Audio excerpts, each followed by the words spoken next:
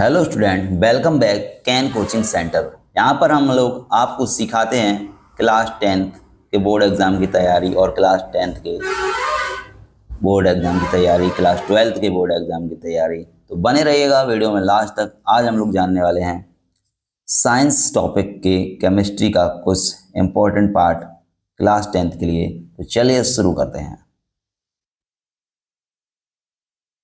सबसे पहले हम लोग जानते हैं कार्बन क्या है। कार्बन एक सर्वोत्मुखी तत्व है जो सभी जीवों हमारे उपयोग में आने वाली वस्तुओं का आधार है, जैसे कि भोजन, दवा, कपड़े आदि। कहने का मतलब है कार्बन जो है एक सर्वोत्मुखी तत्व है जो सभी जीवों एवं हमारे उपयोग में आने वाली सभी वस्तुओं का आधार है, जैसे कि कार्बन भोजन में होता है, दवा में होता है और कपड़े आदि सभी में कार्बन उपस्थित होता है। नेक्स्ट देखिएगा, कार्बनिक यौगिक क्या होते हैं, समझने की कोशिश कीजिएगा। कार्बन में बहुत मात्रा में या बहुत बड़ी संख्या में यौगिक बनाने का गुण होता है। कार्बन के इस गुण को श्रृंखलन कहते हैं। इसमें कार्बन तथा हाइड्रोजन के अतिरिक्त नाइट्रोजन, ऑक्सीजन, हैलोजन और गंधक आदि भी हो सकते हैं। समझिएगा कि कार्बनिक यौगिक क्या हैं। कार्बन में क्या होता है, बहुत ही बड़ी संख्या में यौगिक बनाने का गुण होता है। कार्बन के इस गुण को क्या कहते हैं? इस गुण को कहते हैं बच्चों श्रृंखलन। क्या कहते हैं? श्रृंखलन। इनमें कार्बन तथा हाइड्रोजन के अतिरिक्त, इनमें कार्बन तथा हाइड्रोजन के अलावा नाइट्रोजन भी हो सकता है, ऑक्सीजन, हैलोजन और गंधक आदि भी हो सकते हैं। नेक्स्ट पॉइंट देखिएगा, अपर रूपता। अपर रूपता क्या होता है? तत्वों का वह गुण जिसके द्वारा कोई तत्व ऐसे कई रूपों में पाया जाता है जिनके भौतिक गुण तो भिन्न भिन्न हो, भौतिक गुण भिन्न भिन्न हो लेकिन रासायनिक गुण समान हो, अपर रूपता कहलाती है। कहने का मतलब है अपर रूपता क्या है? तत्वों का वह गुण जिसके द्वारा कोई तत्व ऐसे कई रूपों में पाया जाता है जिनके भौतिक गुण तो भिन्न भिन्न होते हैं लेकिन रासायनिक गुण में समानता होती है, तो इसी गुण को अपर रूपता कहते हैं।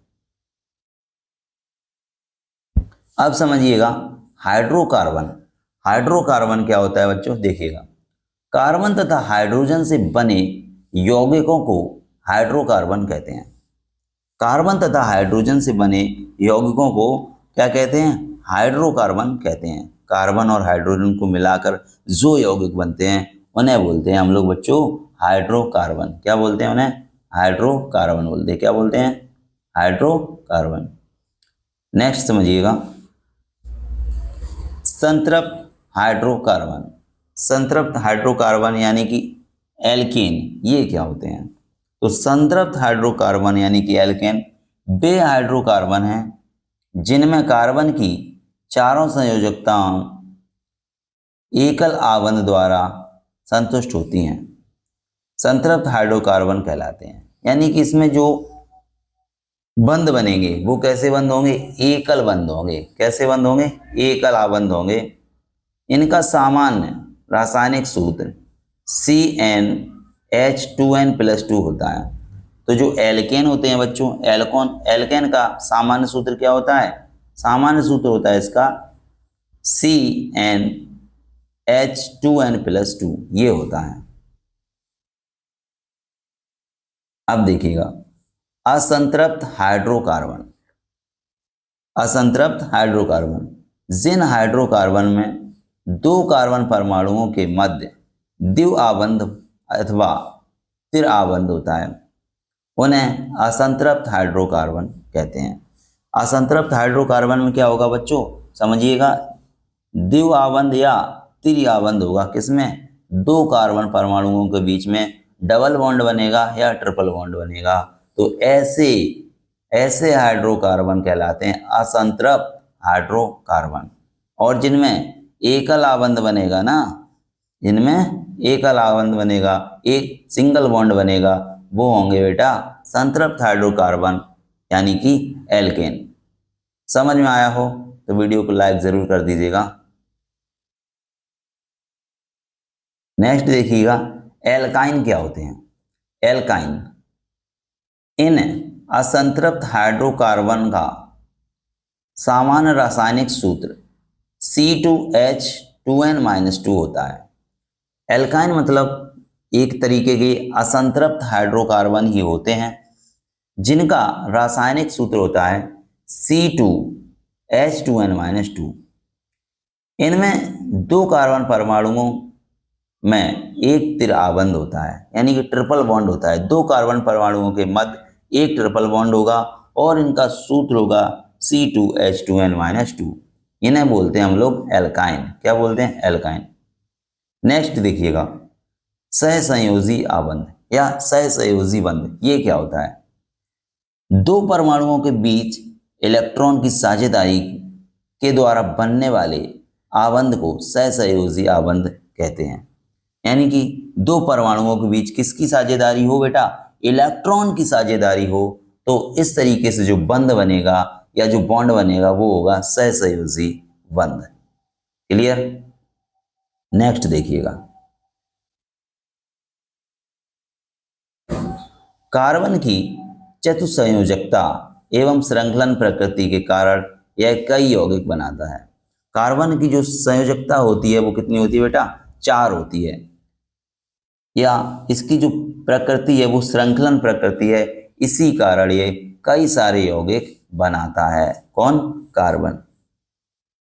अपने अपने बाहरी कोशों को पूर्ण रूप से भरने के लिए दो परमाणुओं के बीच इलेक्ट्रॉनों की साझेदारी से सहसंयोजक बंध बनते हैं।